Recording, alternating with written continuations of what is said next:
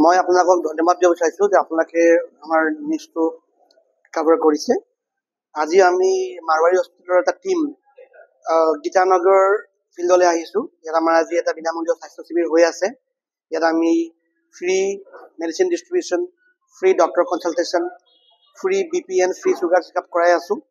এতিয়ালৈকে আমাৰ 50+ বেনিফিচিয়াৰী হৈছে। আমি 100+ এক্সপেক্ট কৰিছোঁ।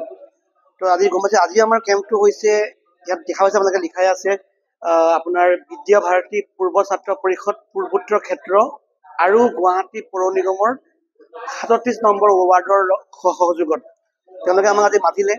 তো আমি এই কেম্পটো কৰি আছোঁ। ইয়াৰে ওচৰৰ যি মানুহ আছে অঞ্চলৰ, সেই মানুহখিনি ইয়ালৈ আহি পেলাই এই কেম্পৰ সুবিধাখিনি লৈ আছে। আপোনালোকে গম পাইছে মাৰৱাৰী হস্পিটেল আমি জেগাই জেগাই গৈ পেলাই এই বিনামূল্য ফ্ৰী কেম্পটো কৰি থাকোঁ। আমি মানুহক এইটো এটা সুবিধা দিওঁ। বহুত মানুহ সময় নাই হস্পিটেল যাবলৈ নিজৰ শৰীৰৰ চেকআপ কৰাবৰ কাৰণে। শৰীৰৰ চেকআপটো বিৰাট ইম্পৰ্টেণ্ট হয়। এইটোৱে আমাৰ এই কেম্পটো অকল এটা মানুহক সহায় কৰা এটা স্কিমেই নহয়, এইটো হৈছে যে এটা এৱাৰনেছ কেম্প, যে মানুহে গম পাওক যে মানুহৰ শৰীৰত বেমাৰ থাকে।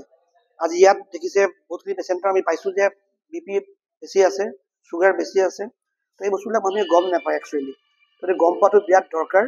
সেইকাৰণে আমি এইটো কেম্পটো আমি সেইকাৰণে কৰোঁ যাতে মানুহে গম পাওক যে শৰীৰত বেমাৰ থাকে আৰু এইবিলাক চিকিৎসা কৰিব লাগে, নহ'লে পিছলৈ আৰু বেছি বেয়া হৈ যায়।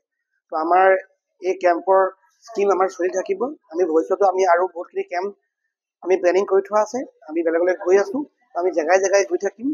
আমি গোটেই অসমত আমি কেম্প কৰোঁ। তো আৰু আমি মানুহক অনুৰোধ জনাওঁ যে নিজৰ শৰীৰৰ কাৰণে অকণমান যত্ন কৰিব, চিন্তা কৰিব। কাৰণ বেমাৰবিলাক প্ৰথমতে গম পালে ভাল, দেৰি হৈ গ'লে বহুত বেছি বেয়া হৈ যায়। থেংক ইউ, ধন্যবাদ।